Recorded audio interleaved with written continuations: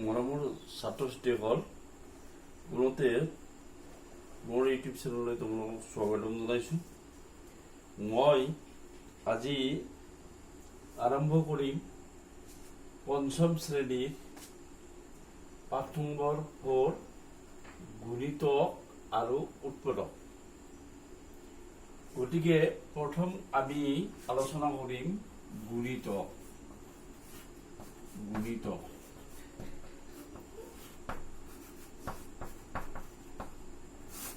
গুণিতকটোনো কি বস্তু?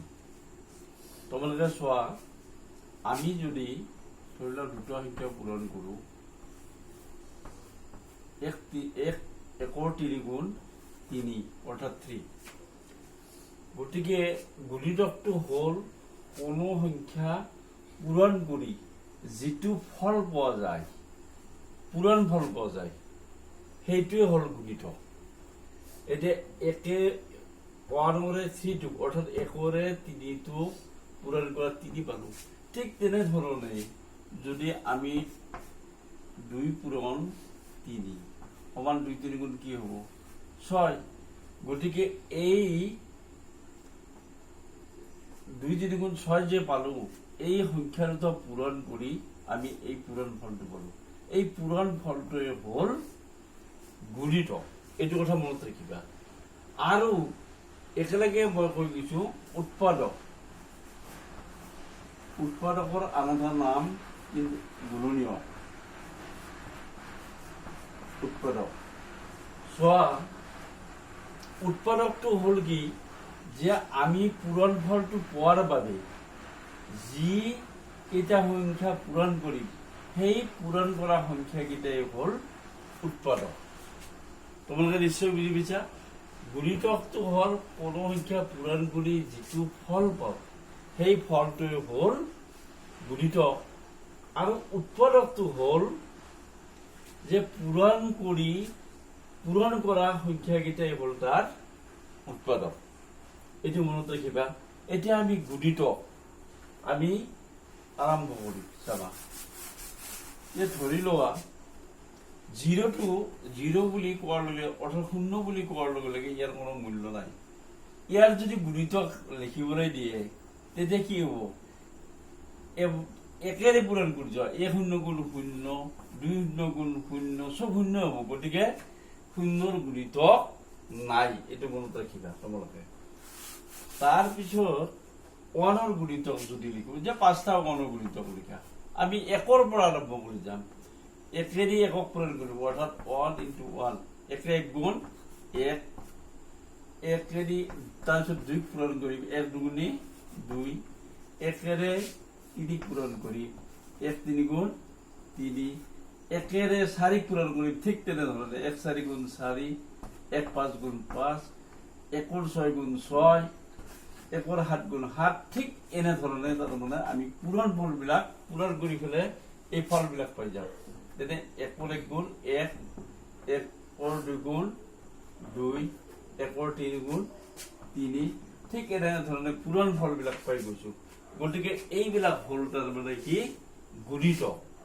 ইয়াৰ 1ৰ গুণিতক 1 2 3 4 5 6 7 এনেকৈ গুচি যাব। ঠিক তেনেধৰণে যদি আমি 2ৰ গুণিতক 5টা বা 10টা যি উলিয়াও, তোমালোকে বুজি পালে হল বস্তুটো। গতিকে প্ৰথম 2টো কিহেৰে পূৰণ কৰিব লাগিব? 2 1 গুণ 2ৰ 1 গুণ 2 অৰ্থাৎ 2। নেক্সট কিহেৰে পূৰণ কৰিম? আমি 2ৰ 2 গুণ, 1ৰ পিছত 2 পাম, 2 2 গুণ 4 অৰ্থাৎ 2 1 গুণ 2, 2 2 গুণ 4। ঠিক তেনেধৰণে 2 3 গুণ 6, 2 4 গুণ 8, 2 5 গুণ 10। ঠিক এনেধৰণে আমি পাই যাম। এইবিলাক হল গুণিতক। তোমালোকে মনোযোগ দিবা এই ক্লাছটোত। ঠিক তেনেধৰণে যদি 3ৰ গুণিতক আমি উলিয়াও, 3ৰ গুণিতক 3 1 গুণ 3ৰ 1 গুণ 3, 3ৰ 2 গুণ 6, 3 3 গুণ 9, 3 4 গুণ 12, 3 5 গুণ 15। এনেধৰণে আমি পাই যাম। এইবিলাক হল পূৰণ ফলবিলাকে হল ইয়াৰ গুণিতক। ঠিক তেনেধৰণে আমি 10ৰ যদি গুণিতক উলিয়াবলৈ দিয়ে, আমাক যদি উলিয়াবলৈ দিয়ে, তেতিয়া কি হ'ব? 1 10 গুণ 10 1 গুণ 10, 10 2 গুণ 20, 10 3 গুণ 30, 10 4 গুণ 40, 10ৰ 5 গুণ 50। ঠিক এনেধৰণে আমি যিমান লিখিব পাৰোঁ তিমানে লিখিব পাৰোঁ। এইবিলাক হ'ল তোমালোকৰ কি? গুণিতক। মনত ৰাখিবা, আমি দুটা দুটা সংখ্যা পূৰণ কৰি যিটো পূৰণ ফল পাইছো সেইটোৱে হ'ল তাৰ গুণিতক। তোমালোকে নিশ্চয় গুণিতকটো বুজি পালা। ইয়াৰ পিছত মই তোমালোকক শিকাইছো উৎপাদক। চাবা, গুণিতক কি বস্তু বা উৎপাদক কি বস্তু।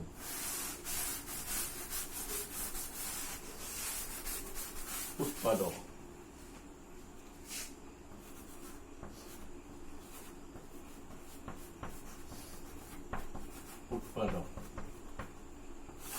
যে উৎপাদকটো মই আগতে অলপ আভাস দিছোৱে। ধৰি লোৱা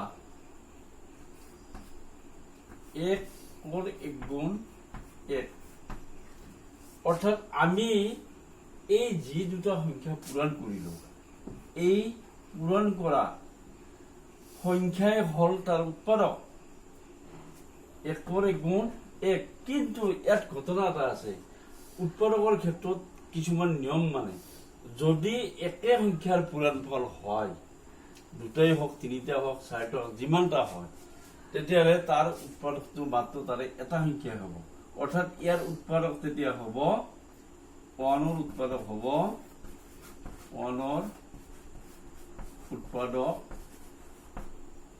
কিমান হ'ব? 1ৰ উৎপাদক 1 এটাহে হ'ব। যদি একে সংখ্যা পূৰণ কৰা একে সংখ্যা যদি 10টাও থাকে, তাৰে এটাই হ'ব। মনত ৰাখিবা এইটো। গতিকে এতিয়া প্ৰশ্ন হ'ল কোনটো সংখ্যাৰ উৎপাদক মাত্ৰ এটা? তেতিয়া তোমালোকে উত্তৰ দিব লাগিব যে 1ৰ উৎপাদক বা 1ৰ উৎপাদক মাত্ৰ এটা, 1। এইটো মনত ৰাখিবা। নেক্সট, ধৰি লোৱা আমি 1ৰ উৎপাদক উলিয়ালো এনেধৰণে, বা 2ৰ উৎপাদক উলিয়াম। 1ৰ উৎপাদক এনেধৰণে উলিয়াব পাৰো, 1 1 1। গতিকে ইয়াৰ উৎপাদক এটাই পালো। 2ৰ উৎপাদক উলিয়াম, 1 4 2 গুণ 2। 1 আৰু 2 টো হ'ল তাৰ উৎপাদক। মই আগতে কৈছো পূৰণ কৰা সংখ্যা দুটাই হ'ল তাৰ উৎপাদক, পূৰণ ফলটো নহয়। এই পূৰণ কি কি পালো?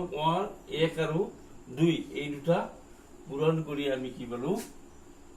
এই পূৰণ ফলটো পালো। গতিকে 1 আৰু 2 হ'ব তাৰ উৎপাদক। কিন্তু আমি এই 2টো কি কি সংখ্যাৰে পূৰণ কৰি ভাগিব পাৰো? তোমালোকে এইটো বুজি ল'বা অলপ। 1 1ৰ 2 গুণ 2 আৰু ইয়াক পূৰণ কৰি ভাঙিব পাৰো। কোনটো? 2ৰ 1 গুণ 2। কিন্তু মনত ৰাখিবা, যেতিয়া এইটো বস্তু উলটি যায়, তেতিয়া এই বস্তুটো আৰু লিখাৰ কোনো প্ৰয়োজন নাই।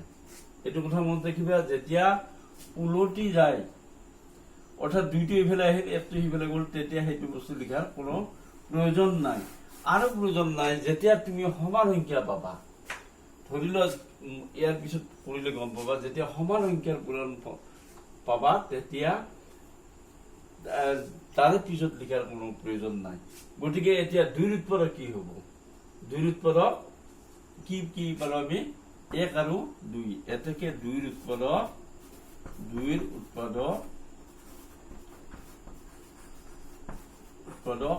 কি পালো? 1 আৰু 2 এই দুটাই। ঠিক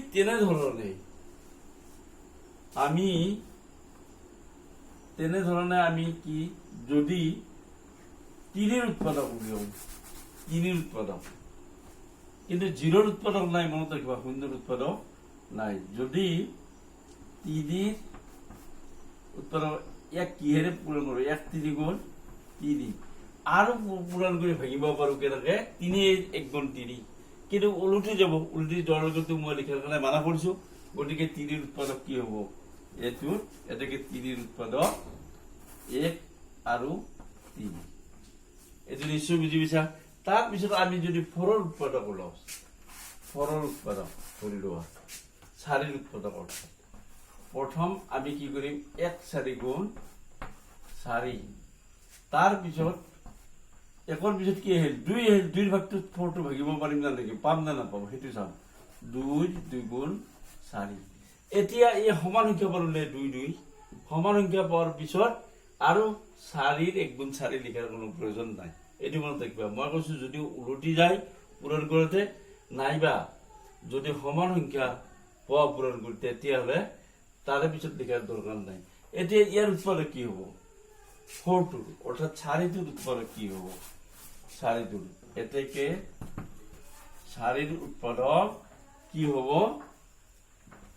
চাবা মনত ৰাখিবা 1 সৰু পৰা ডাঙৰলৈকে লিখি যোৱা 1 এই 2 অৰ্থাৎ 2 দুটা আছে দুটা নহয় 10টা থাকিলেও তাৰে এটা উৎপাদক হ'ব মনত ৰাখিবা 2 আৰু 4 মনত নিশ্চয় বুজি পাইছা তোমালোকে যে 2 একে সংখ্যা যদি 10টা থাকে তাৰে এটা হ'ব গতিকে 4ৰ উৎপাদক 1 2 4 মৰমৰ ছাত্ৰ-ছাত্ৰীসকল তোমালোকে এই গুণিতক আৰু উৎপাদকৰ বিষয়ে নিশ্চয় বুজি পাইছা ঠিক এনে ধৰণে তোমালোকে পাৰিলে এই গণিতৰ নিয়মটো চাই তোমালোকে 1ৰ পৰা মিনিমাম 30 লৈকে এনে ধৰণে উৎপাদক উলিয়াবা তাৰ পিছত বস্তুবিলাক বুজি পাবা ইয়াৰ পিছত যে উৎপাদক বৃক্ষৰ হত কেনে ধৰণে উৎপাদক উলিওৱা হয় এটো শিকাম গতিকে মৰমৰ ছাত্ৰ-ছাত্ৰীসকল তোমালোকে যদি এই ভিডিওটো চাই ভাল পাইছা